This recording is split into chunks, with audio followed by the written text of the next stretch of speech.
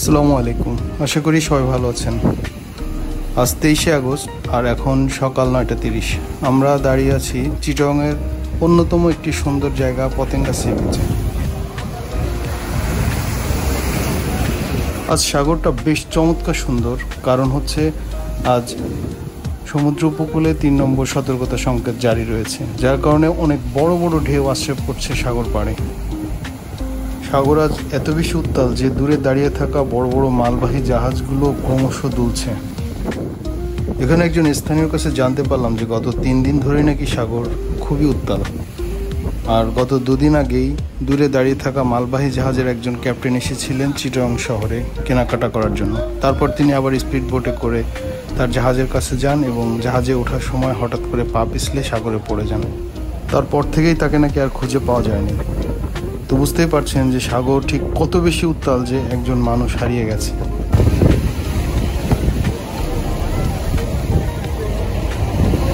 Patenga C বিচটি Chittagong শহরের একদম গা ঘেঁষে অবস্থিত।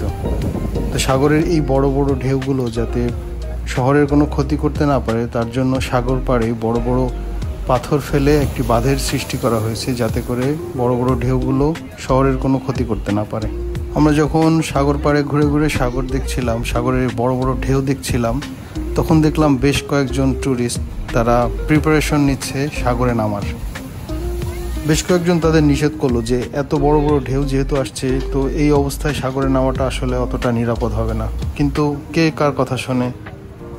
অবশেষে তারা কারোর কথাই আর গ্রাহ্য না করেই নেমে পড়লো সাগরে। এখন দেখেন তাদের কি অবস্থা, তারা কি ভয়াবহ বিপদের সম্মুখীন হলো।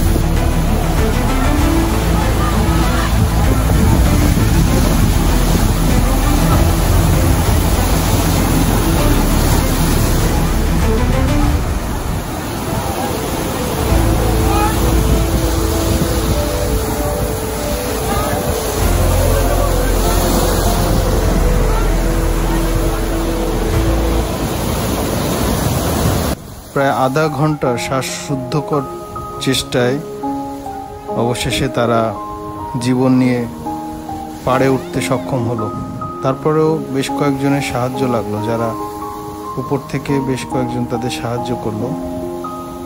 তো আপনাদের কাছে অনুরোধ থাকবে, আপনারা সাগরে নামার আগে অবশ্যই সাগরের যে চরিত্র, সে চরিত্রটা বিশ্লেষণ করে তারপরে সাগরে নামার চেষ্টা করবেন। তা না হলে সাগর এমন একটা জায়গা যেখানে যে কোনো সময় আপনি বিপদে পড়ে যেতে পারেন, সে আপনি যত বড়ই বীর পুরুষ হন না কেন।